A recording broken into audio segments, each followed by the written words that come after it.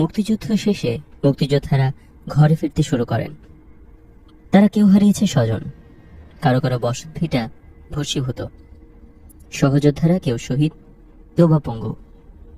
কেউ গিয়েছিল কলেজের বই খাতা ফেলে, কেউ গিয়েছিল তার জমি জমা কৃষিকাজ ফেলে, শ্রমিক গিয়েছিল কারখানার কাজ ফেলে, উদ্দীপ্ত যুবক গিয়েছিল তার জীবন জীবিকার চিন্তা ভুলে। এখন দেশ স্বাধীন, হাতে অস্ত্র। কি করবে তারা? ফিরে যাবে আগের কাজে? এই মুক্তিযোদ্ধাদের কিভাবে নতুন দেশ গড়ার কাজে লাগানো যায় তা নিয়ে ভাবনা শুরু হয়। তাজউদ্দিন আহমেদ চেয়েছিলেন মুক্তিবাহিনীর সবাইকে ন্যাশনাল মিলিশিয়াতে অন্তর্ভুক্ত করবেন। অবলুপ্ত ইস্ট পাকিস্তান রাইফেলস বা ইপিআর এর সদস্য ও মুক্তিযোদ্ধাদের সমন্বয়ে গঠিত হবে জাতীয় মিলিশিয়া বাহিনী। তাদের দুটি মুখ্য দায়িত্ব হবে সীমান্ত পাহারা দেয় এবং অভ্যন্তরীণ আইন শৃঙ্খলা রক্ষায় পুলিশ বাহিনীকে সাহায্য করা। ইপিআর এর বেশিরভাগ সদস্য সশস্ত্র মুক্তিযুদ্ধে বীর বিক্রমে লড়াই করেছেন। মিলিশিয়া গঠনের যে পরিকল্পনা তাজউদ্দিনের মাথায় ছিল তা একেবারেই ভিন্ন।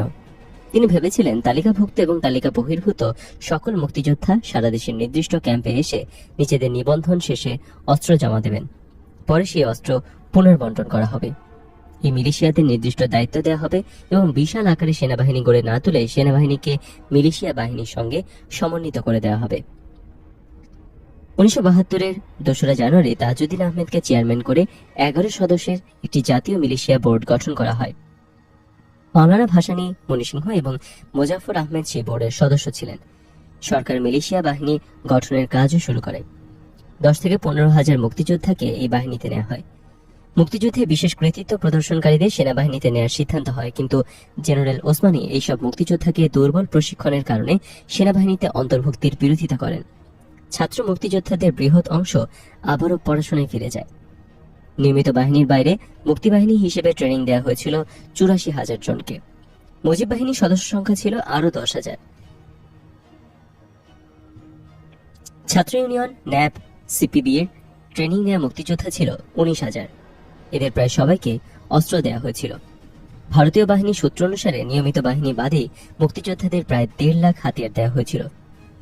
যদিও তাদের সংখ্যাগরিষ্ঠ অংশ যুদ্ধের সময় নিষ্ক্রিয়ই থাকে। প্রশিক্ষণের জন্য মুক্তিযোদ্ধা বাছাইয়ের শর্তকে, যেমন শারীরিক যোগ্যতা, চারিত্রিক দৃঢ়তা, সংগ্রামী স্পৃহাকে শিথিলভাবে বিবেচনা করা হয়েছিল। অনেক ক্ষেত্রে স্থানীয় রাজনীতির সুবিধার জন্য আওয়ামী লীগের নেতারা নিজ এলাকার ছেলেদের মুক্তিবাহিনীতে ঢোকানোর অতিরিক্ত আগ্রহ দেখাতেন। এই কারণে মুক্তিযুদ্ধে বিজয়ের প্রাক্কালে এদের বড় অংশই লড়াই থেকে সম্পূর্ণ দূরে থাকে। তারা দুঃখজনকভাবে ব্যক্তিগত রেষারেষিতে, নিষ্পত্তিতে, এমনকি সরাসরি লুটতরাজে অংশগ্রহণ করে। ভারতীয় সেনাবাহিনীর দায়িত্বে পরিচালিত মুজিব বাহিনীর সামরিক প্রশিক্ষণের মেয়াদ ছিল 4 সপ্তাহ। এই স্বল্প সময় মাত্র হালকা অস্ত্র এবং বিস্ফোরক ব্যবহার শেখানো সম্ভব হতো। সামরিক প্রশিক্ষণ মে মাসের শেষ দিকে আরম্ভ হয়। বাছাই করা যুবকদের বিশেষ প্রশিক্ষণের জন্য পাঠানো হয়। দেরাদুনে সিগন্যাল এবং আসাম ও নাগাল্যান্ডে কমান্ডো ট্রেনিং দেওয়া হতো। নৌ ও বিমান সৈনিকদের জন্য প্রশিক্ষণের পৃথক ব্যবস্থা ছিল। এ প্রসঙ্গে sector commander major Rafiqul Islam লিখেছেন, আমাদের সব প্রচেষ্টার লক্ষ্য ছিল গুণগত নয়, সংখ্যাগত দিক দিয়ে কি করে আরো বেশি লোক গড়ে তোলা যায়। প্রয়োজনীয় সকল প্রকার সামগ্রীর সরবরাহ এবং ট্রেনিং এর জন্য আমাদেরকে পুরোপুরি ভারতীয় সেনাবাহিনীর উপর নির্ভর করতে হতো। দেশের কৃষক শ্রমিকের সন্তান, কিছু মধ্যবিত্ত পরিবারের যুবক এবং ইপিআর ও ইস্ট বেঙ্গল রেজিমেন্টের সেনারা সক্রিয় মুক্তিযুদ্ধে অংশ নিলেও আওয়ামী লীগের নেতা ও কর্মীরা মাঠে সক্রিয় যুদ্ধে অংশ নেননি। সশস্ত্র সংগ্রামের বিন্দুমাত্র অভিজ্ঞতা না থাকলেও তারাই স্বাধীনতার বীরপুরুষ হিসেবে নিজেদের মহিমা প্রচার করেন। শেখ মুজিব দেশে ফিরে মিলিশিয়া বাহিনীর জন্য তাজউদ্দিন যে পরিকল্পনা করেছিলেন তাতে পরিবর্তন আনেন। তিনি অস্ত্র পুনর্বন্টন না করে প্রথমেই তাদের নিরস্ত্র করার পরিকল্পনা নেন। 17 জানুয়ারি তিনি 10 দিনের মধ্যে নিজ নিজ এলাকার মহকুমার অফিসারের কাছ থেকে অস্ত্র সমর্পণের নির্দেশ দেন। তিনি আরো বলেন, এই ঘোষিত 10 দিন পর কারো কাছে অস্ত্র পাওয়া গেলে তা বেআইনি অস্ত্র বলে বিবেচিত হবে। আরো বলেন, মুক্তিযোদ্ধাদের দক্ষতা, আগ্রহ আর মেধা অনুযায়ী তাদের প্রতিরক্ষা ও আইন শৃঙ্খলা রক্ষাকারী বাহিনী এবং দেশের উন্নয়ন ও জাতি গঠনমূলক অন্যান্য সংস্থায় চাকরি দেওয়া হবে। মুক্তিযোদ্ধারা সন্দেহ করতে থাকে যে চাকরি এবং প্রশিক্ষণের লোভ দেখিয়ে সরকার তাদের অস্ত্রশস্ত্র হাত করতে চাইছে এবং এই অস্ত্রশস্ত্র হারালে মুক্তিযোদ্ধারা ক্ষমতাহীন হয়ে যাবে। মুক্তিযোদ্ধাদের এই আশঙ্কা স্বাভাবিক ছিল, কারণ 25 ডিসেম্বর তাজউদ্দিন ঘোষণা দিয়েছিলেন মুক্তিবাহিনীকে নিরস্ত্র করার প্রশ্নই আসে না। কয়েকদিন বাদে সম্পূর্ণ উল্টো এক নির্দেশে সংশ্লিষ্ট সকলকে বিভ্রান্ত আর সন্দেহ প্রবণ করে তোলাই স্বাভাবিক। এই কারণে মুক্তিযোদ্ধারা প্রকাশ্যে অস্ত্র সমর্পণের বিরোধিতা করতে থাকে। 30 জানুয়ারি ঢাকায় এক প্রকাশ্য অনুষ্ঠানের মাধ্যমে অস্ত্র সমর্পণের আয়োজন করা হয়, কিন্তু প্রকাশ্যে মুক্তিযোদ্ধাদের বেশিরভাগ সদস্যই অস্ত্র সমর্পণ করতে অস্বীকার করে। খুব সামান্য অস্ত্র জমা পড়ে, আর যেসব অস্ত্র জমা পড়ে তার একটা বড় অংশ ছিল নষ্ট, অচল কিংবা ব্যবহারের অনুপযুক্ত। অস্ত্র সমর্পণের অনুষ্ঠানে আব্দুল কাদের সিদ্দিকী বলেন, যে নেতার আদেশে অস্ত্র তুলে নিয়েছিলাম সেই নেতার হাতেই তা ফিরিয়ে দিলাম। মুক্তিযোদ্ধাদের প্রতি শেখ মুজিব বলেন, আমি তোমাদের 3 বছর কিছু দিতে পারবো না, আরো 3 বছর যুদ্ধ চললে তোমরা যুদ্ধ করতে না? উত্তর ছিল, করতাম করতাম। মুজিব বললেন, তাহলে মনে করো যুদ্ধ চলছে, 3 বছর যুদ্ধ চলবে। সেই যুদ্ধ দেশ গড়ার যুদ্ধ, অস্ত্র হবে লাঙ্গল আর কোদাল। 1972 সালের 24 ফেব্রুয়ারি মুক্তিবাহিনী এবং 27 ফেব্রুয়ারি মুজিব বাহিনী সহ সকল বাহিনী বিলুপ্ত ঘোষণা করা হয়। মুক্তিযোদ্ধারা সাকুল্যে যা পেয়েছিলেন তা হচ্ছে সরকারি ও আধা সরকারি চাকরিতে কোটা ও প্রমোশন, কিছু প্রশ্নবিদ্ধ সামরিক খেতাব আর একটি ফাউন্ডেশন বা কল্যাণ ট্রাস্ট। এভাবে তাদের পরিচিতি এবং যে আশা ও উদ্দীপনা নিয়ে মুক্তিযুদ্ধে অংশ নিয়েছিল এবং তাদের মনে জাতি গঠনে যে আকাঙ্ক্ষা জন্ম নিয়েছিল তা সমাহিত হয়ে যায়। একটা অদ্ভুত বিষয় হচ্ছে, মুক্তিযোদ্ধাদের প্রকৃত সংখ্যা কারো জানা ছিল না। চাকরিতে কোটা এবং প্রমোশনের যেহেতু সুযোগ ছিল, তাই একসময় পথে ঘাটে মুক্তিযোদ্ধা সার্টিফিকেট বিক্রি হতে থাকলো। অসংখ্য ভুয়া সার্টিফিকেটও ইস্যু করা হলো। এদিকে অস্ত্র সমর্পণের পরিকল্পনা ঠিকমতো বাস্তবায়ন হলো না। এমনকি শেখ মুজিবের নিজের দলের লোকজনই অস্ত্র সমর্পণ করতে অস্বীকার করেন। তারা যুক্তি দেখান, প্রতিপক্ষ অস্ত্র সমর্পণ করার আগে নিজেদের অস্ত্র সমর্পণ করাটা নিরাপদ নয়। প্রকৃত মুক্তিযোদ্ধাদের একটা উল্লেখযোগ্য অংশ হতাশ হয়ে সমাজবিরোধী কাজে জড়িয়ে পড়েন। কেউ কেউ ডাকাতি, ছিনতাইয়ে, কেউ কেউ সম্পত্তি আত্মসাৎ, খুন, হাইজ্যাক, অপহরণে লিপ্ত হয়ে পড়েন। পুলিশ ফাঁড়ি ও বাজার লুট, গাড়ি হাইজ্যাক, যুবতী নারী অপহরণ নিত্যনৈমিত্তিক ঘটনা হয়ে দাঁড়ায়।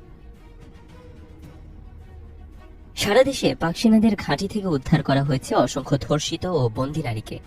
পাক মিলিটারি তাদেরকে দেশের নানা জায়গা থেকে তুলে এনেছিল। 9 মাসের অবর্ণনীয় অত্যাচারের চিহ্ন সবার শরীরে। কেউ কেউ গর্ভবতী। সবাইকে সাধ্যমতো চিকিৎসা দেওয়া হচ্ছে। কারো কারো গর্ভপাত করানো হয়েছে। যেসব নারীর গর্ভপাত করা যায়নি সেসব নারীর সন্তান প্রসব করানো হচ্ছে। আন্তর্জাতিক সংস্থাগুলো এগিয়ে এসেছে। কিছু কিছু যুদ্ধ শিশুকে তারা নিয়ে যাচ্ছেন তাদের দেশের দত্তক হিসেবে। এই নারীরা তাদের স্বজনদের কাছে ফিরতে উন্মুখ। সরকার এই নির্যাতিত নারীদের নাম দিয়েছে বীরাঙ্গনা, যদিও বীরাঙ্গনা ও ধর্ষিতা শব্দদ্বয় কোনোভাবেই সমর্থক নয়। এই দুই শব্দের মাঝে রয়েছে মৌলিক তফাৎ। বীরাঙ্গনা শব্দের আভিধানিক অর্থ হচ্ছে বীর যোদ্ধা, অর্থাৎ অসম সাহসী নারী। ধর্ষিতা শব্দের পাশবিক নির্যাতন বা যৌনতার শিকার, অর্থাৎ শারীরিক ক্ষতির সাথে সম্মানহানি ঘটেছে যে নারী, সেই অর্থই বোঝায়। 1972 সালে এক বিষণ্ণ প্রহরে ঢাকার বীরাঙ্গনা পুনর্বাসন কেন্দ্রে একজন বীরাঙ্গনার বাবা তার মেয়েকে দেখতে এসেছেন। গত 1 বছরে আমল বদলে গেছে অনেক কিছুই। বাবা আরো বড় হয়েছেন। মেয়ে উদ্গত কান্না রুখতে রুখতে কোনো মতে দৌড়ে এসে বাবাকে জড়িয়ে ধরল। বাবাও 2 হাত শক্ত করে তার কন্যাকে জড়িয়ে ধরলেন। অঝরে কাঁদছেন দুজনেই। কিছুদিন আগে এভাবেই একদিন বীরাঙ্গনারাও শেখ মুজিবকে দেখতে গিয়েছিলেন। সেদিন তারা কেঁদেছিলেন। তাদের চোখের জলে শেখ মুজিবের বুক ভিজে গিয়েছিল। তিনি বলেছিলেন, তোরা আমার মা, জীবনের শ্রেষ্ঠ ধন স্বাধীনতার জন্য উৎসর্গ করেছিস। তোরা শ্রেষ্ঠ বীরাঙ্গনা, আমি আছি, তোদের চিন্তা কি? শেখ মুজিবের প্রশস্ত বুকে অশ্রুপাত করে বীরাঙ্গনারা অন্তত সান্ত্বনা পেয়েছিল। আজ এক বীরাঙ্গনা কাঁদতে কাঁদতে তার নিজের বাবার বুকে আশ্রয় খুঁজছে, অথচ বাবার বুকে সেই উত্তাপ নেই। কান্না থামিয়ে মুখ তুলে বীরাঙ্গনা জানতে চাইল, বাবা, এখনই কি তোমার সঙ্গে আমি যাব? অফিসে বলতে হবে। বাবা একটু ইতস্তত করে বললেন, না মা, আজ তোকে আমি নিতে পারবো না। বাড়িঘর মেরামত হচ্ছে। তোর মাও দেশে ফিরে এসেছে। তোর ছোট বোন বাড়ি নিয়ে আসবে জামাইকে। ওরা চলে গেলে আমি তোকে নিয়ে যাব। আস্তে করে বাবার বাহুবন্ধন থেকে নিজেকে মুক্ত করে নিল এই বীরাঙ্গনা। বুক ফাটা কান্না চেপে প্রিয়তম বাবার মুখ পানে চেয়ে বলল, ঠিক আছে বাবা, তুমি কষ্ট করে আর এসো না। তার বাবা না না এই বলে আমতামতা করতে লাগলেন। বীরাঙ্গনার হাতে একটি ফলের ঠোঙা ধরিয়ে দিলেন বাবা। ওটা স্পর্শ করতে মন চায়নি বীরাঙ্গনার, কিন্তু তা ফেলে দিয়ে নিজের বাবাকে হেয় প্রতিপন্ন করতে পারল না সে। কয়েক মাস পর সে বাবা আবারও এসেছেন, কিন্তু তাকে নেবার কথা বলেননি। কলকাতা থেকে আনা শাড়ি নিয়ে তার দাদা এসেছেন, এমনকি তার প্রেমিকও এসে দেখে গেছে। কেউই তাকে ফিরিয়ে নেবার কথা বলেনি। তবে বীরাঙ্গনা দাদা অবশ্য একটা কথা বলে গেছেন, যা তার বাবা সম্ভবত মুখ ফুটে বলতে পারেনি। দাদা বলল, আমরা যে যখন পারবো তোর সঙ্গে দেখা করে যাব, কিন্তু তুই হুট করে আবার বাড়ি গিয়ে উঠিস না। বীরাঙ্গনার মুখের পেশিগুলো ক্রমশ শক্ত হয়ে আসছিল। দাদা সেদিকে এক নজর তাকিয়ে চট করে বলল, তাছাড়া আমাদের ঠিকানায় চিঠিপত্র লিখবারও দরকার নেই। তুই তো ভালোই আছিস, আমিও চাকরি পেয়েছি, সরকার থেকে ক্ষতিপূরণ পেয়েছি, তা দিয়ে বাড়িঘর মেরামতো হয়েছে, দুটো ঘরও তোলা হয়েছে। এটাই ছিল প্রায় সব বীরাঙ্গনার গল্প। সরকারি সাহায্যের টাকায় তাদের প্রিয়তম পরিবার বাড়ি বানায়, কিন্তু সেই বাড়িতে তাদের স্থান হয় না। বীরাঙ্গনাদের ত্যাগ, বেদনা, অপমান আর তাদের প্রতি কালেকটিভ ডিনায়াল বা সমষ্টিগত অস্বীকৃতি ও প্রত্যাখ্যানের গল্পগুলো স্বাধীন বাংলাদেশের আড়ালেই রাখতে চেয়েছে সবসময়। 1971 সালে মার্চ মাসের গোড়ার দিকে সারা দেশের শিক্ষা প্রতিষ্ঠানের অসংখ্য ছাত্রী তাদের সতীর্থ ছাত্রদের সাথে মুক্তিযুদ্ধের প্রস্তুতি পর্ব নিজেদের যোদ্ধা হিসেবে তৈরি করার জন্য আনুষ্ঠানিক ও অনানুষ্ঠানিক প্রশিক্ষণ গ্রহণ করে। তাদের অংশগ্রহণ ছিল স্বতঃস্ফূর্ত। নারীদের সৃষ্ট তহবিল ব্যবহৃত হয়েছে শরণার্থীদের জন্য, আহত মুক্তিযোদ্ধাদের চিকিৎসা এবং যুদ্ধের রসদ সংগ্রহে। তারা সশরীরে গেরিলা যুদ্ধে বোমা, অস্ত্র ও রসদ পৌঁছে দিয়েছেন মুক্তিযোদ্ধাদের। কেউ কেউ গান গেয়ে উজ্জীবিত করেছেন শরণার্থী শিবিরের আর্ত মানুষ আর মাঠের যোদ্ধাদের। মুক্তিযুদ্ধের মধ্যে একটি জাতীয় সংগ্রামে সম্পৃক্ততা থাকা সত্ত্বেও বাংলাদেশের মুক্তিযুদ্ধের ইতিহাসে তাদের গৌরবোজ্জ্বল ভূমিকা রয়েছে অনুচ্চারিত। মুক্তিযুদ্ধের সময় রাতের বেলায় পাক মিলিটারি এবং তাদের এদেশীয় দস্যু রাজাকার আলবদররা গ্রামে নারীদের উপর চড়াও হতো। ত্রাস সৃষ্টির অংশ হিসেবে তাদের পরিবারের সদস্যদের সামনে নারীদেরকে ধর্ষণ করা হতো। এছাড়াও 8 থেকে 75 বছর বয়সী নারীদের অপহরণ করে বিশেষভাবে নির্মিত শিবিরে নিয়ে যাওয়া হতো, যেখানে তারা বারবার লাঞ্ছিত হতেন। ক্যাম্পে বন্দী অনেককে হত্যা করা হয় অথবা তারা নিজেরাই আত্মহত্যা করে। কিছু নারী তাদের নিজেদের চুল ব্যবহার করে আত্মহত্যা করায় সৈন্যরা বন্দী নারীদের চুল কেটে দেয়। যারা অপহৃত হয়েছিল এবং সেনাবাহিনীতে হাতে আটকে ছিল, এই ধরনের 563 জন নারী সম্পর্কে টাইম ম্যাগাজিনে প্রকাশিত একটি প্রতিবেদনে বলা হয়, যখন সেনাবাহিনী তাদের মুক্তি দেওয়া শুরু করে তখন এদের সকলেই 3 থেকে 5 মাসের গর্ভবতী ছিল। পাকিস্তান সরকার নির্যাতন সম্পর্কিত প্রতিবেদন এই অঞ্চলের বাইরে পাঠাতে বাধা দানের চেষ্টা করে, তবুও গণমাধ্যমের নৃশংসতার সংবাদ বিশ্বব্যাপী প্রচারিত হওয়ায় সাধারণে তা পৌঁছে যায় এবং মুক্তিযুদ্ধের পক্ষে ব্যাপক আন্তর্জাতিক জনসমর্থন বৃদ্ধিতে সহায়তা করে। কিছু নারীকে জোর করে পতিতাবৃত্তিতে বাধ্য করা হয়। পাকিস্তান সরকারের হিসাব মতে যেখানে ধর্ষণের শিকার নারীর সংখ্যা শতাধিক, সেখানে অন্যান্য হিসাব মতে এই সংখ্যা আনুমানিক 2 লক্ষ থেকে 4 লক্ষ। তবে এই সংখ্যাটা সম্ভবত ক্ষতিগ্রস্ত নারীর, কারণ শেখ মুজিব সরকারের পুনর্বাসন মন্ত্রণালয় 2টি পর্যায়ে 2টি হিসাব প্রস্তুত করে এবং সেই হিসাবে প্রথম পর্যায়ে 300 জন বীরাঙ্গনার সন্ধান পায়। এদের অধিকাংশই ছিল স্কুল ছাত্রী। দ্বিতীয় পর্যায়ে মোট 2,59,255 জন ক্ষতিগ্রস্ত নারীর সন্ধান মেলে, যাদের মধ্যে 8.3% অর্থাৎ 21,519 জন নারী ছিলেন ধর্ষিতা। এই ধর্ষিতা অনুসন্ধান শুরু হয় 1972 সালে 10 জানুয়ারি বাংলাদেশ পুনর্বাসন সংস্থা দপ্তরের মন্ত্রী কামরুজ্জামানের নেতৃত্বে জাতীয় নারী পুনর্বাসন সংস্থা গঠনের পর। জেনিক অ্যারেন্স লিখেছেন যে কোন একটি জাতিগত গোষ্ঠীকে নির্মূল করার জন্য একটি ইচ্ছাকৃত প্রচেষ্টা হিসেবে অসংখ্য নারী ধর্ষিত হয়, হত্যা করা হয় এবং যৌনাঙ্গের মধ্যে বেয়নেট দিয়ে আঘাত করা হয়। কানাডীয় রাষ্ট্রবিজ্ঞানী অ্যাডাম জোন্স লিখেছেন, এই গণধর্ষণের অন্যতম কারণ ছিল বাঙালি নারীদের অসম্মান করার মাধ্যমে বাঙালি সমাজের মনস্তাত্ত্বিক পতন ঘটানো। সেজন্য কিছু নারী মৃত্যু না হওয়া পর্যন্ত ধর্ষণ করা হয়। পাকিস্তানি সেনাবাহিনী বাঙালি পুরুষদেরও ধর্ষণ করেছিল। পুরুষরা যখন কোন একটি তল্লাশি কেন্দ্র পার হতো তখন তাদের খতনা করানো হয়েছিল কিনা তা প্রমাণ করতে নির্দেশ দেওয়া হতো এবং এখানেই এই ধরনের ঘটনাগুলো সাধারণত ঘটত। ইন্টারন্যাশনাল কমিশন ফর জাস্টিস মন্তব্য করেছে, পাকিস্তানের সশস্ত্র বাহিনীর দ্বারা সংগঠিত নৃশংসতা ছিল একটি সুশৃঙ্খল বাহিনী দ্বারা স্বেচ্ছায় গৃহীত নীতির একটি অংশ। লেখক মুলক রাজ আনন্দ পাকিস্তানি সেনাবাহিনীর কার্যক্রম সম্পর্কে বলেছেন, ধর্ষণগুলো ছিল পদ্ধতিগত এবং ব্যাপক। এগুলো সচেতনভাবে গৃহীত সমরনীতির অংশ। পশ্চিম পাকিস্তানিদের দ্বারা পরিকল্পিত একটি নতুন জাতি তৈরি করতে অথবা বাঙালি জাতীয়তাবাদের উপলব্ধিকে প্রেরণাকে হালকা করে দিতে এসব করা হয়েছিল। 1971 সালে বীরাঙ্গনাদের শরীর স্পর্শ করেছিল নরপশুরা। সতীত্ব নাশ করে এদের পাপী বানানো হয়েছে এবং পরিণত করেছে ঘৃণার পাত্রীতে। স্বাধীন দেশের সমাজে ধর্ষিত নারীদের ঠাঁই হয়নি। স্বাধীন দেশে এদের চিনতে চায়নি সহযোদ্ধা পুরুষ, দেখেনি এক ফোঁটা সহানুভূতি, গড়েনি কোনো সম্পর্ক। সামাজিক নিরাপত্তা আর আশ্রয়ের অভাবে নাজুক অবস্থায় পড়েন নারীরা।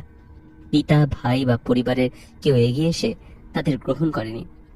সহযোদ্ধা হিসেবে যেসব মুক্তিযোদ্ধার সাথে নারীরা কাজ করেছেন এবং কাজ করতে গিয়ে ধর্ষিত হয়েছেন, সেসব পুরুষ যোদ্ধারা কেউ এক ফোঁটা সহানুভূতি দেখাননি বা পাশে এসে দাঁড়াননি। সকলে মনে প্রাণে চেয়েছেন ধর্ষিত নারীর নির্বাসন। স্বাধীনতার পর বীরাঙ্গনাদের শারীরিক মানসিক ক্ষতিকে দেখা হয়েছে ভিন্নতর দৃষ্টিতে। ঘৃণা, বৈষম্য, উপেক্ষা, অবহেলা আর পুরুষতন্ত্রের রথের চাকায় পিষ্ট, বিস্মৃত, নির্মমতা নির্বাসিত সহযোদ্ধা নারীদের বিশাল একটা অংশ। যুদ্ধরত জাতির অংশ হওয়া সত্ত্বেও তারা চিহ্নিত হয়েছেন নির্যাতিতা বা ধর্ষিতা হিসেবে, পঙ্গু হিসেবে নয়। যুদ্ধে সবসময় নারীর উপর প্রথম আঘাত আসে। শারীরিক, পাশবিক ও জৈবিক নির্যাতনের নির্মম শিকার হন তারা। 1971 সালে তার ব্যত্যয় ঘটেনি। নির্যাতিত নারীদের ট্র্যাজেডি এদেশের পুরুষ মানুষের হৃদয় ছোঁয়নি। সামাজিক এবং পারিবারিক আঙ্গুলি হেলেনে এসব নারীরা পরিণত হয়েছেন উদ্বাস্তুতে। কাছের মানুষ, পাশের মানুষ, সামাজিক মানুষের চেহারার বদলে যাওয়াতে চেনা জীবনে তারা আর কোনোদিন ফিরে যেতে পারেননি। সমাজের কূটকৌশল তাদের ফিরতে দেয়নি। মুক্তিযুদ্ধের মতো এত বড় ঘটনা সমাজের চিন্তা কাঠামোতে কাঙ্ক্ষিত পরিবর্তন আনতে পারেনি। মুক্তিযুদ্ধ পরবর্তী স্বাধীন বাংলাদেশের সমাজ, সমাজপতি এবং চিরচেনা মানুষ তাদের সকল অবদানকে অস্বীকার করেছে। পিতা, ভাই, পরিবার, স্বামী, প্রতিবেশী সকলে এক বাক্যে অস্বীকার করেছে তাদের ফিরিয়ে নিতে। নির্যাতিতা অনেক নারী আত্মহত্যা করে। হাতুড়ে ডাক্তার দিয়ে গর্ভপাত ঘটাতে গিয়ে অনেকে মৃত্যুবরণ করে। সমাজ, পরিবার, আত্মীয় স্বজনদের লাঞ্ছনা এবং গঞ্জনার হাত থেকে রেহাই পাবার জন্য একটি অংশ স্বেচ্ছায় চলে যায় পাক সেনাদের সঙ্গী হয়ে। ভবিষ্যৎ পরিণতির কথা জেনেও কেউ বা নাম লেখান পতিতাপল্লীতে। সংখ্যাগরিষ্ঠ নির্যাতিতরা স্বাধীন দেশ হওয়ার পর পরিচয় সংকটে পড়েন। উদ্বেগ, উৎকণ্ঠা, শঙ্কা, আশ্রয়হীনতা, নিরাপত্তা, অন্ন, বস্ত্র, চিকিৎসা ও মর্যাদা সব মিলিয়ে তারা নিদারুণ হতাশার ঘূর্ণিচক্রে পড়েন। নারী সমাজের এক বিশাল অংশকে রক্ষা করতে না পারা লজ্জা, গ্লানি ও বেদনাহত মনোভাব থেকে মুজিব সরকার ধর্ষিত নারীদের সামাজিক পুনর্বাসনের উদ্যোগ নেন। বীরাঙ্গনা শব্দের অর্থ, ধারণা ও ব্যবহারের প্রতি লক্ষ্য না রেখে তিনি এসব নারীদের সম্মান জানাতে বীরাঙ্গনা খেতাবে ভূষিত করেন। শেখ মুজিব চেয়েছিলেন এই শব্দটি ব্যবহারের মাধ্যমে হতভাগ্য নারীদের গৌরবান্বিত করতে, কিন্তু প্রচলিত মূল্যবোধ নারীর প্রতি প্রযোজ্য এই শব্দটি গ্রহণ করেনি। পুরনো সামাজিক সাংস্কৃতিক মূল্যবোধের কারণে মূলধারা থেকে একেবারে বিচ্ছিন্ন হয়ে নির্যাতিত নারীরা পরিণত হন প্রান্তিক নারীতে। যোদ্ধা হিসেবে স্বীকৃতি না দিয়ে তাদের আলাদা শ্রেণীবদ্ধ করে দেওয়া হয়। এই আলাদা করে দেয়াতে মূলধারা থেকে বেরিয়ে যান অনেক সম্ভাবনাময় নারী। ধর্ষিত নারীদের পুনর্বাসনের জন্য শেখ মুজিবুর রহমান বলেছিলেন, বীরাঙ্গনাদের নিদারুণ এক নির্বাসনের দুর্ভাগ্য থেকে উদ্ধার করে সমাজে শ্রদ্ধায় ও স্বগৃহে সমাদরে পুনর্বাসিত করতে হবে। তিনি আরো বলেছিলেন, নির্যাতিত নারীদের আমি আমার মা, বোন এবং কন্যার দৃষ্টিতে দেখি। তাদের অমর্যাদা করা হয়েছে কারণ তারা বাংলাদেশকে ভালোবাসত। তিনি নির্যাতিত নারীদের মধ্যে থেকে জীবন সঙ্গিনী বেছে নিয়ে বাংলাদেশকে গর্বিত বাংলাদেশ হিসেবে গড়ে তোলার দৃষ্টান্ত স্থাপনের জন্য জনসাধারণের প্রতি আহ্বান জানান। নির্যাতিত নারীদের ক্ষেত্রে বীরাঙ্গনা শব্দের ব্যবহার সরকারি পর্যায় থেকে শুরু হওয়ার পর এদের সামাজিক ঠাঁই নিশ্চিত করার জন্য গঠিত হয় জাতীয় পুনর্বাসন ও কল্যাণ ফাউন্ডেশন এবং নারী পুনর্বাসন সংস্থা 1972। 1974 সালে নির্যাতিত নারীদের পক্ষে একটি আইনও পাশ হয়। সামাজিক আচার অনুষ্ঠান এবং সাংস্কৃতিক বাধার জন্য ধর্ষিত নারীদের সাথে যোগাযোগ স্থাপনে স্বাধীন বাংলাদেশের সরকার প্রথম থেকেই অসুবিধার সম্মুখীন হয়। সামাজিকভাবে ধর্ষিত নারী হিসেবে নিজেকে চিহ্নিত করতে চাননি বলে অনেক ধর্ষিত নারী বোর্ডের তালিকাভুক্ত হননি। যুদ্ধকালীন সময় মধ্যবিত্তের চেয়ে নিম্নবিত্ত শ্রেণীর নারীরা ধর্ষিত হয়েছিলেন বেশি। মধ্যবিত্ত অনেকেই দেশান্তরী হয়েছেন। নিম্নবিত্তরা সমাজের ভয়ে নিজেকে অপ্রকাশিত রাখতে চেয়েছেন। তারা বোর্ডের সাথে কোনো রকমের সহযোগিতা করেননি। তাছাড়া নির্যাতিতাদের বিয়ে করা বা বিয়ে দেবার মতো কোনো মানসিকতা বাংলাদেশের কোনো ধর্মের লোকদের মধ্যে দেখা যায়নি। ধর্ষিতাদের পুনর্বাসনের ব্যাপারে কোনো ধরনের আন্দোলন গড়ে তোলার উদ্যোগ নেওয়া হয়নি। সামাজিকভাবে কোনো মানুষের সহযোগিতা মেলেনি। রাষ্ট্রীয় খেতাব পাওয়া সত্ত্বেও নির্যাতিত নারীরা নিজ গৃহে যথোচিত মর্যাদা পাননি। এদের বিয়ে করার ব্যাপারে তরুণ সমাজের চিত্ত নিঃশঙ্ক ছিল না। এত বছর পর আজ একটা প্রশ্ন তোলা যায়, কেন এই সকল ধর্ষিত তরুণী এবং কিশোরীদের তখন সেনাবাহিনী, বিডিআর ও পুলিশে নিয়োগ দেওয়া হলো না? এই সকল সুশৃঙ্খল বাহিনীতে সহজেই এদের নিয়োগ দেওয়া যেত। স্বাধীনতা যুদ্ধের সময় শারীরিকভাবে নির্যাতিত এই সকল নারীদের প্রতি তৎকালীন সমাজ প্রয়োজনীয় সংবেদনশীলতা, মমতা ও শ্রদ্ধা প্রদর্শনে পুরোপুরি ব্যর্থ হয়েছিল। নির্যাতিতাদের নির্যাতন কাহিনী গোপন রেখে তাদের সংসার এবং সমাজে পুনঃপ্রতিষ্ঠিত করার বিষয়টি জরুরি ছিল অনেক আগের থেকেই। অনেকের কাছেই সাবধানতা বা সতর্কতা অবলম্বন করা হয়েছিল ধর্ষণের ঘটনা লুকিয়ে রাখতে। পুনর্বাসন কেন্দ্রের কর্মীরা বীরাঙ্গনা অনুসন্ধান করার কাজে নেমে বুঝেছিলেন অনুদার রক্ষণশীল ও সংস্কারাচ্ছন্ন সমাজের বৈরিতা ধর্ষিত নারীদের পরিবার ও সংসারে পুনর্বাসনের ক্ষেত্রে কত বড় বাধা। ধর্ষিতদের পুনর্বাসনের কাজ জটিল এবং কঠিন, এই সত্যটি তারা মর্মে মর্মে উপলব্ধি করেন।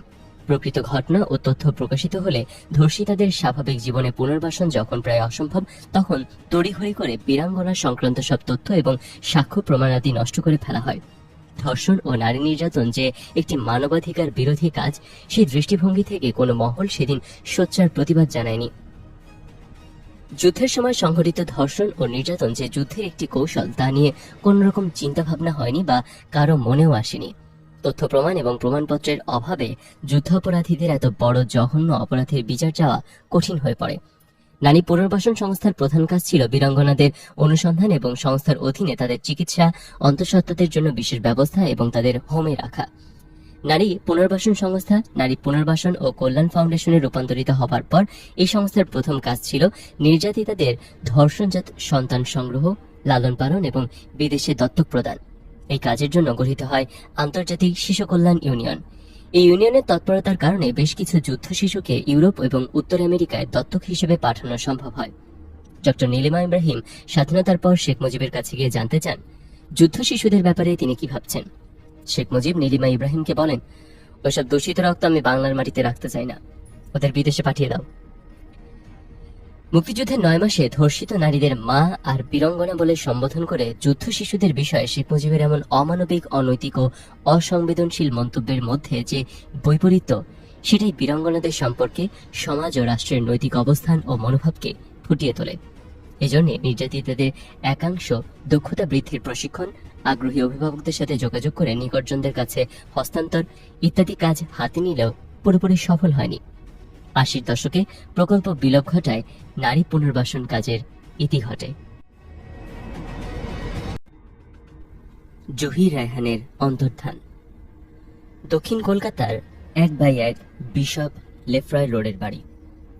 আধা খোলা সবুজ গেটটা পেরিয়ে বোগেনভিলার শাড়ির পাশে বাঁদিকে তৃতীয় দরজা দিয়ে কার্পেট মোড়া চওড়া কাঠের সিঁড়ি উঠে গেছে দোতলায়।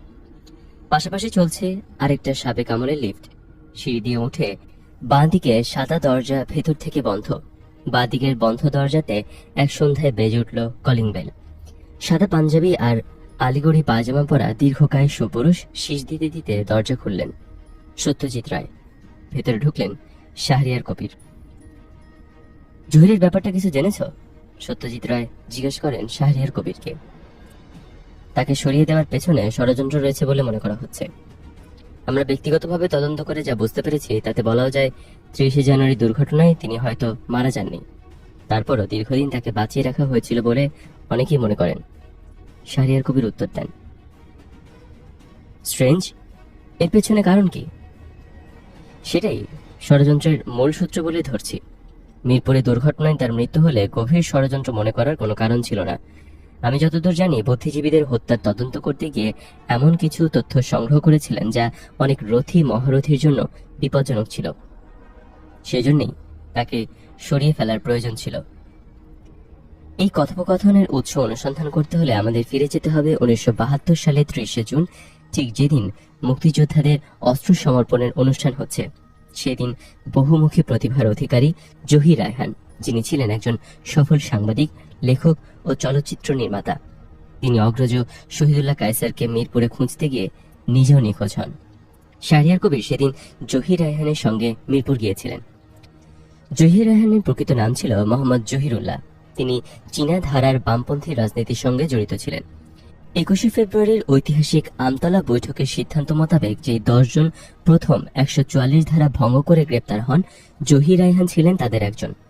1970 সালে তিনি তার জীবন থেকে নেয়া সিনেমাটিতে তৎকালীন বাঙালির স্বাধীনতা আন্দোলনকে রূপকের মাধ্যমে তুলে ধরার ফলে তা বাংলাদেশের স্বাধীনতাকামীদের মনোজগৎকে দারুণভাবে নাড়া দিয়েছিল। এই সিনেমাতে রবীন্দ্রনাথের আমার সোনার বাংলা গানটি চিত্রায়িত করা হয়েছিল, যা পরবর্তী সময় বাংলাদেশের জাতীয় সঙ্গীত হিসেবে স্বীকৃতি লাভ করে। মুক্তিযুদ্ধের সময় তিনি প্রবাসী সরকারের আর্থিক সহায়তায় স্টপ জেনোসাইড নামে একটি বিখ্যাত ডকুমেন্টারি তৈরি করেন। বাংলাদেশের স্বাধীনতা সংগ্রামের জন্য বিশ্বব্যাপী জনমত তৈরি করার ক্ষেত্রে স্টপ জেনোসাইড অত্যন্ত গুরুত্বপূর্ণ ভূমিকা রেখেছিল। মুক্তিযুদ্ধ বিষয়ে এখন পর্যন্ত নির্মিত ছবিগুলোর মধ্যে শৈল্পিক ও গুণগত সাফল্যের দিক থেকে এই চলচ্চিত্রটিকে শীর্ষে স্থান দেওয়া হয়ে থাকে। 1972 সালের 25শে জানুয়ারি ঢাকা প্রেস ক্লাবে এক সাংবাদিক সম্মেলনে জহির রায়হান ঘোষণা দেন, বুদ্ধিজীবী হত্যাকাণ্ডের নীল নকশা উদ্ঘাটন সহ মুক্তিযুদ্ধের সময়ের অনেক গোপন ঘটনার নথিপত্র, প্রামাণ্য দলিল তার কাছে আছে, যা প্রকাশ করলে সদ্য স্বাধীন বাংলাদেশের মন্ত্রিসভায় ঠাঁই নেয়া অনেক নেতার কুকীর্তি ফাঁস হয়ে পড়বে। আগামী 30শে জানুয়ারি সন্ধ্যায় এই প্রেস ক্লাবে ফিল্ম শো প্রমাণ করে দেবে কার কি চরিত্র ছিল। এর আগে অজ্ঞাত টেলিফোনে জহির রায়হানকে বলা হয়েছিল আজমির শরীফে যেতে, এবং সেখান থেকে তিনি জানতে পারবেন শহীদুল্লাহ কায়সার কোথায় আছেন। জহির রায়হান দেরি না করে সপরিবারে চলে গেলেন আজমির শরীফ। সেখান থেকে ফিরে এলেন সবাই খুশি মনে। কে একজন বলে উঠল, শহীদুল্লাহ কায়সার বেঁচে আছেন, কোথায় আছেন তাকে ফোন করে জানিয়ে দেওয়া হবে। সে কথা মতো একদিন ফোনও এলো।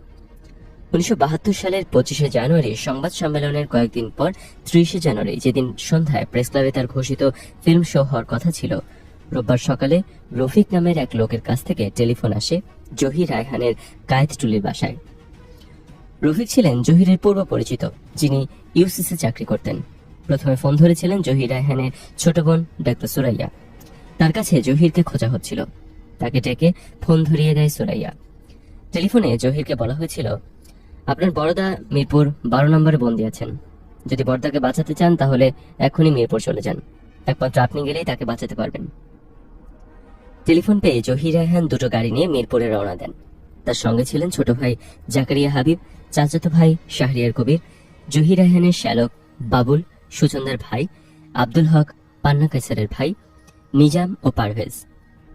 মিরপুর 2 নম্বর সেকশনে পৌঁছানোর পর সেখানে অবস্থানরত ভারতীয় সেনাবাহিনী, বাংলাদেশ সেনাবাহিনী এবং পুলিশ বাহিনীর সদস্যরা নিরাপত্তার কারণ দেখিয়ে সামনে এগোতে বারণ করে।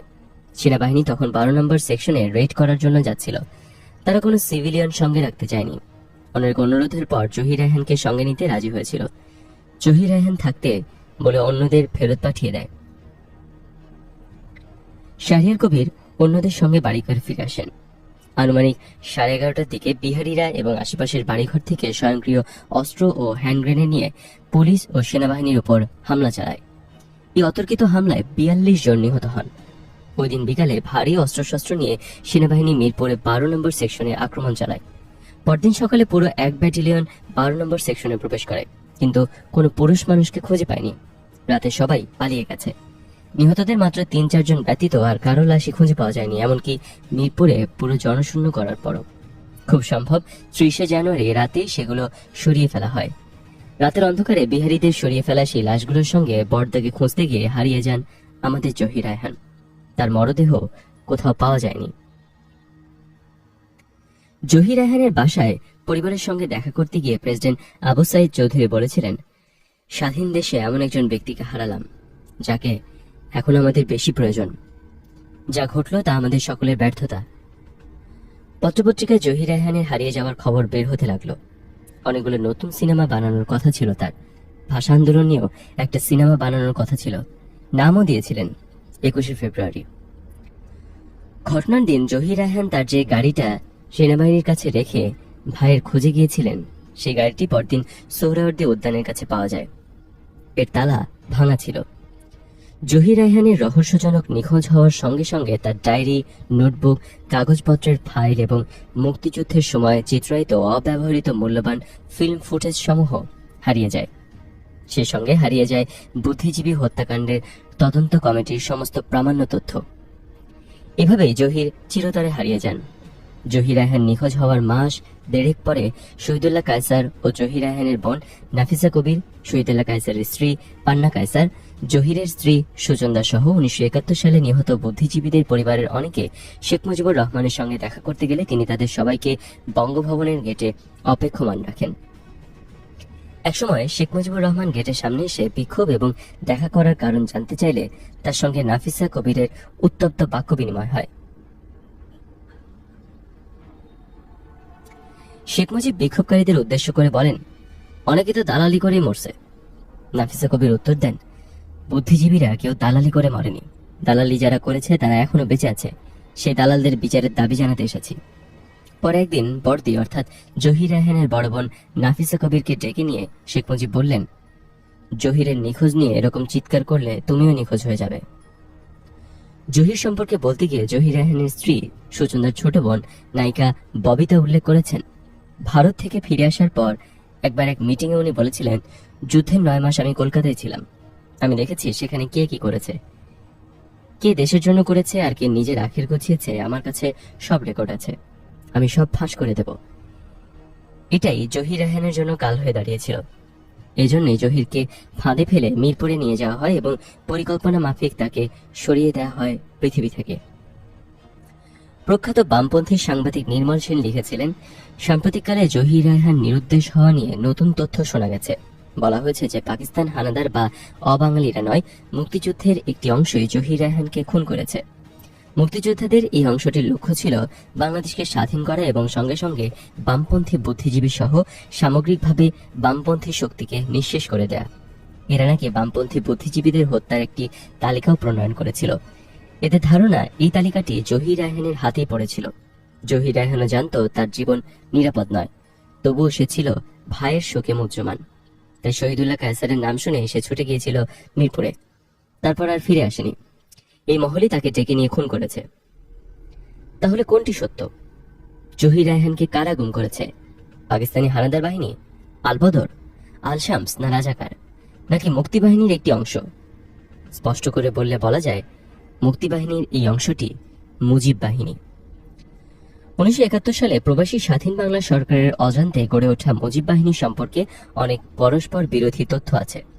বিভিন্ন মহল থেকে বারবার বলা হয়েছে এই বাহিনী গড়ে উঠেছিল ভারতের সামরিক বাহিনীর জেনারেল উবান সিং এর নেতৃত্বে। এই বাহিনী মিজোরামে ভারতীয় বাহিনীর সঙ্গে মিজোদের বিরুদ্ধে যুদ্ধ করেছে। এদের দায়িত্ব ছিল রাজাকার, শান্তি কমিটি ও বাংলাদেশের বামপন্থীদের শেষ করে ফেলা। মুজিব বাহিনী সম্পর্কে এই কথাগুলো বারবার লেখা হয়েছে এবং হচ্ছে। কোনো মহল থেকেই এই বক্তব্যের প্রতিবাদ আসেনি। অথচ দেশে মুজিব বাহিনীর অনেক নেতা বিভিন্ন রাজনৈতিক দলের নেতৃত্বে ছিলেন এবং আছেন। তারা এই ব্যাপারে উচ্চবাচ্য করেননি, করছেন না। তাদের নিরাপত্তা এবং তাদের বিরুদ্ধে বক্তব্যকে প্রতিষ্ঠিত করেছে এবং জহির রায়হানের নিখোঁজ হওয়ার ব্যাপারেও মুজিব বাহিনীকেও দায়ী বলেই ধরে নেওয়া হচ্ছে। তবে সেদিনের প্রত্যক্ষদর্শী বলে দাবি করা বেঙ্গল রেজিমেন্টের মুক্তিযোদ্ধা নায়ক আমির হোসেন বলেন, বেলা 11টার দিকে তিনি ঢং ঢং পাগলা ঘণ্টির শব্দ শুনতে পান। আচমকা গুলি ছুটে আসতে থাকে চারপাশ থেকে। বামে তাকিয়ে দেখেন পুলিশ সদস্য এবং সেনা সদস্যরা লুটিয়ে পড়েছে। দ্রুত কভার নেওয়ার মাধ্যমে আর্মির একটি ইটের স্তূপের পেছনে গাছের আড়ালে আশ্রয় নেন। সেখান থেকে তিনি দেখেন কিছুক্ষণ আগে পুলিশের পাশাপাশি জহির রায়হান দাঁড়িয়ে কথা বলছেন। তিনি বুকে হাত চেপে ধরে পাশে একটি দেয়ালের গায়ে পড়ে গেলেন। তার কাপড় রক্তে ভেসে যাচ্ছে। এরপর কিছুক্ষণের মধ্যে দক্ষিণ দিক দিয়ে গুলিবর্ষণ বন্ধ হয়ে গেল। কিন্তু সিভিল পোশাকে শতাধিক বিহারি এবং সাদা পোশাকের পাকিস্তানি সেনারা দক্ষিণ দিক থেকে ড্যাগার কিরচ নিয়ে আল্লাহু আকবার স্লোগান দিতে দিতে এগিয়ে আসলো এবং পড়ে থাকা শত নিহতদের উপর কোপাতে শুরু করলো। উর্দুতে তারা চিৎকার করে বলছিল, কাউকেই ছাড়া হবে না।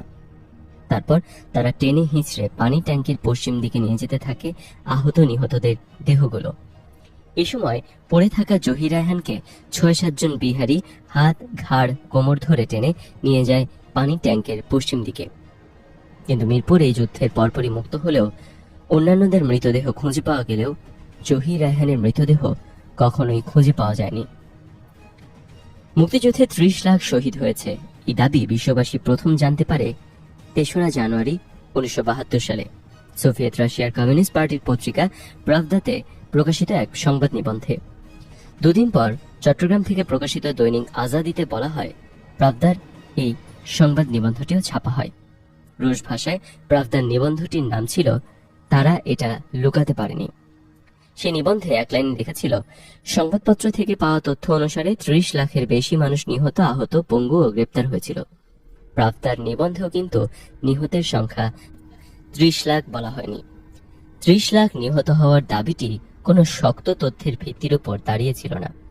30 লাখের দাবিকে শেখ মুজিব নিজে সমর্থন করা এবং এর পক্ষে জোরালো অবস্থান নেয় 1971-এর গণহত্যা নিয়ে কোনো তথ্য অনুসন্ধান অসম্ভব হয়ে ওঠে।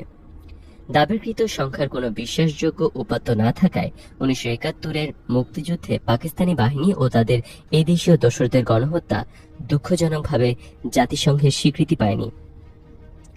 10 ডিসেম্বর 1971 পর্যন্ত স্বাধীন বাংলা বেতার থেকে প্রচারিত তথ্যে মুক্তিযুদ্ধে নিহতের সংখ্যা 3 লাখ বলে উল্লেখ করা হয়েছিল। আন্তর্জাতিক মহলেও মুক্তিযুদ্ধে নিহতদের সংখ্যার দাবি নিয়ে নানা প্রশ্ন শুরু হয়। প্রখ্যাত আমেরিকান সাংবাদিক ও সাংবাদিকতা বিভাগের অধ্যাপক William J Drummond Los Angeles টাইমসে লেখেন, বাংলাদেশে আমার অসংখ্য সফরের অভিজ্ঞতা এবং গ্রামের জনগণের সাথে আলাপের ভিত্তিতে আমি বলতে পারি 30 লাখ হত্যার দাবি এত বিপুলভাবে বাড়িয়ে বলা যে তা অসম্ভব হতে বাধ্য। উইলিয়াম ড্রুমন্ডের এই রিপোর্ট 1972-এর 6 জুন দ্য গার্ডিয়ানেও প্রকাশিত হয়। স্বদেশ প্রত্যাবর্তনের 2 সপ্তাহের মাথায় শেখ মুজিব মুক্তিযুদ্ধ চলাকালে জীবন ও সম্পদের ক্ষয়ক্ষতি নিরূপণের জন্য 12 সদস্যের একটি তথ্য অনুসন্ধান কমিটি গঠন করেন। পুলিশের deputy inspector general Abdur Rahim কমিটির চেয়ারম্যান ছিলেন। 29 জানুয়ারি এই কমিটি গঠন সংক্রান্ত গেজেট নোটিফিকেশন প্রকাশিত হয়। 30 এপ্রিল এই কমিটির চূড়ান্ত রিপোর্ট জমা দেবার সময় বেঁধে দেওয়া হয়। হত্যাকাণ্ডের অভিযোগ জমা দেওয়ার আহ্বানের পরিপ্রেক্ষিতে বাংলাদেশ পুলিশের ইন্সপেক্টর জেনারেলের অফিসে পাকিস্তানি বাহিনীর হাতে মোট 2000 মৃত্যুর অভিযোগ জমা হয়। এই তদন্ত কমিটির রিপোর্ট কখনো আলোর মুখ দেখেনি। বিভিন্ন সূত্র থেকে জানা যায়, এই তদন্ত কমিটি 56,743 জনের মৃত্যুর হিসাব করেছিল এবং এই হিসাব পূর্বে ঘোষিত 30 লাখের চাইতে অস্বাভাবিক কম হওয়ায় এই রিপোর্টে উল্লেখিত সংখ্যা প্রধানমন্ত্রী শেখ মুজিবুর রহমান আনুষ্ঠানিকভাবে গ্রহণ করেননি। তখন থেকে মুক্তিযুদ্ধে নিহতদের সংখ্যা বাংলাদেশের ইতিহাসে একটি অমীমাংসিত বিষয় হিসেবেই থেকে যায়। 28 এপ্রিল 1973-এ মার্কিন যুক্তরাষ্ট্রের প্রেসিডেন্ট রিচার্ড নিক্সনকে লেখা একখানি চিঠি দিয়ে বিশেষ দূত হিসেবে এম.আর. সিদ্দিকীকে যুক্তরাষ্ট্রে পাঠিয়েছিলেন প্রধানমন্ত্রী শেখ মুজিব।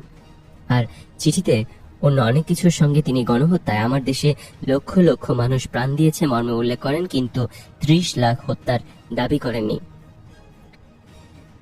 মিলিশিয়া গঠন নিয়ে পিলখানা, ইপিআর এবং অন্যান্য জায়গায় ব্যাপক গোলাগুলি। 4 ফেব্রুয়ারি শুরু হয় সারা দেশ থেকে মুক্তিযোদ্ধাদের পিলখানায় আসা।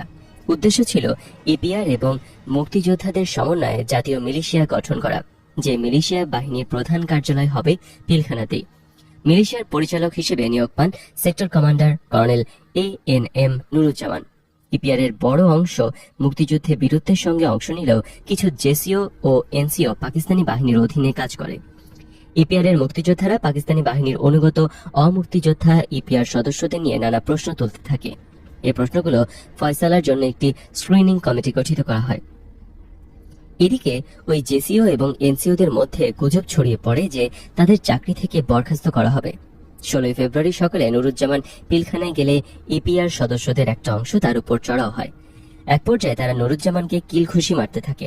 ব্যারাকে অবস্থানরত মুক্তিযোদ্ধারা এই খবর পেয়ে নুরুজ্জামানকে উদ্ধারের জন্য অস্ত্র নিয়ে এগিয়ে আসে। ইপিআর এর হামলাকারী সদস্যরা এলোপাতাড়ি গুলি চালাতে শুরু করে। মুক্তিযোদ্ধারাও পাল্টা গুলি বর্ষণ করে। প্রায় আধা ঘন্টা ধরে ব্যাপক গুলি বিনিময় চলে। মুক্তিযোদ্ধারা নুরুজ্জামানকে হামলাকারীদের কবল থেকে উদ্ধার করে। নুরুজ্জামানের আক্রান্ত হবার খবর দ্রুত ওসমানীর কাছে পৌঁছে যায়। এমনকি শেখ মুজিবের কাছেও এই সংবাদ পৌঁছাতে সময় লাগেনি। না লাগারই কথা। পিলখানায় আধা ঘন্টা ধরে গোলাগুলি হলে সারা শহরে খবর রটে যাওয়াটা স্বাভাবিক। ওসমানী সংঘাত ঠেকানোর জন্য সেখানে গেলেও পিলখানায় ঢুকতে পারেননি বা ঢোকার সাহস হয়নি। কাল বিলম্ব না করে শেখ মুজিব নিজেই চলে আসেন পিলখানায়। গোলাগুলি বন্ধ হয়ে যায়। পিলখানার এই ঘটনার পর সিদ্ধান্ত নেওয়া হয় সীমান্ত রক্ষার জন্য বিডিআর এবং অন্যান্য মুক্তিযোদ্ধাদের দিয়ে আলাদা বাহিনী তৈরি করা হবে। এই আলাদা বাহিনী পরে রক্ষী বাহিনী হিসেবে সংগঠিত হয় এবং হত্যা, অত্যাচার, নির্যাতন ও মানবাধিকার লঙ্ঘনের ভয়ঙ্কর ইতিহাস তৈরি করে। আর সেই ইতিহাস দুর্ভাগ্যজনকভাবে চাপা পড়ে যায়। যুদ্ধ চলাকালে কয়েকজন মুক্তিযোদ্ধাকে বাংলাদেশ সরকার তাৎক্ষণিকভাবে সাহসিকতার পদকে ভূষিত করে। তবে সে সময় কোনো মেডেল বা সনদ ছিল না, শুধু চিঠির মাধ্যমে পদক প্রাপ্তির কথা জানানো হতো। 1972 সালের প্রথম দিকে সেক্টর ও ফোর্স অধিনায়কদের তাদের অধীনস্থ অফিসার, সৈনিক ও বেসামরিক মুক্তিযোদ্ধাদের সাহসিকতার বিষয়ে লিখিত আকারে প্রতিবেদন পাঠানোর জন্য বলা হয়। যুদ্ধের সময়ও এই রকম কিছু প্রতিবেদন পাঠানো হয়েছিল। স্বাধীনতার পরপর ঢাকায় মিন্টো রোডে জেনারেল ওসমানীর বাড়িতে কয়েকজন সেক্টর কমান্ডার মিলে সাহসিকতার পদকের তালিকা তৈরি করেন। জেনারেল ওসমানীর স্বাক্ষরে প্রধানমন্ত্রী ও প্রতিরক্ষা মন্ত্রী শেখ মুজিবের অনুমোদনের পর সেই তালিকা পত্রপত্রিকায় প্রকাশিত হয়। সেই তালিকায় পদক প্রাপ্তদের নাম দেখে মুক্তিযোদ্ধারা হতাশ হন। তাদের মধ্যে অনেকেরই যুদ্ধে বীরত্ব দেখানোর কোনো সুযোগ ছিল না, অনেকে সম্মুখ যুদ্ধও করেননি। সব সেক্টর কমান্ডার যে সাহসিকতার সঙ্গে যুদ্ধে লিপ্ত ছিলেন তার কোনো লিখিত প্রমাণ বা প্রতিবেদন ছিল না। নিয়মিত বাহিনীর কমান্ডাররা যারা সম্মুখ সমরে 9 মাস যুদ্ধ পরিচালনা করেছেন তাদের অনেকেই উপযুক্ত স্বীকৃতি দেওয়া হয়নি। তাছাড়া সরাসরি বা বাংলাদেশের অভ্যন্তরে কোনো যুদ্ধে লিপ্ত ছিলেন না এমন কিছু ব্যক্তিকেও সাহসিকতার পদক দেওয়া হয়। এমন অনেকে সাহসিকতার পদক পান যারা মাঠের যুদ্ধের বদলে পরিকল্পনা, প্রশাসন, প্রচার, প্রশিক্ষণ ইত্যাদি ব্যাপারে ব্যস্ত ছিলেন। এই নিয়ে শেখ মুজিবের কাছে অভিযোগ করেন মুক্তিযোদ্ধা মেজর মইনুল হোসেন। সঙ্গে সঙ্গে তিনি পদক তালিকা রহিত করার আদেশ দেন। এই রহিতাদেশ পরের দিন পত্রপত্রিকায় প্রকাশ হয়, কিন্তু কয়েকদিন পর ওই রহিতাদেশ বাতিল করে আগের পদকগুলোই বহাল রাখা হয়। ফলে বিতর্কিত পদকপ্রাপ্তদের পদকগুলো বহাল থেকে যায়। স্বাধীনতা যুদ্ধে সাহসিকতার জন্য পদক দেওয়া হয়েছে এমন ব্যক্তিদেরও যারা যুদ্ধের 9 মাস বাংলাদেশের মাটিতে পা রাখেননি। এই অভিমানে 4 নম্বর সেক্টরের সাব সেক্টর কমান্ডার মাহবুব রব সাদি 72-এ তাকে প্রদত্ত বীর প্রতীক খেতাব বর্জন করেন। মাহবুব সাদি বলেছিলেন, আমি নিজে অন্তত 3 জনের কথা জানি যাদের বীরশ্রেষ্ঠ খেতাব পাওয়া উচিত ছিল, কিন্তু দেয়া হয়নি। 1994 সালে পুনরায় তাকে পদক গ্রহণের আহ্বান জানালে তিনি তখনও প্রত্যাখ্যান করে বলেন, মুক্তিযুদ্ধে যারা বিভিন্ন পদক পেয়েছেন তাদের বীরত্ব ও অবদানকে খাটো করি না, কিন্তু অন্য যারা যথাযথ বীরত্ব প্রদর্শন করে এবং অবদান রেখেও যথাযথ মূল্যায়ন পাননি তাদের আত্মার প্রতি সম্মান রেখেই আমি এই খেতাব ও পদক বর্জন করেছি।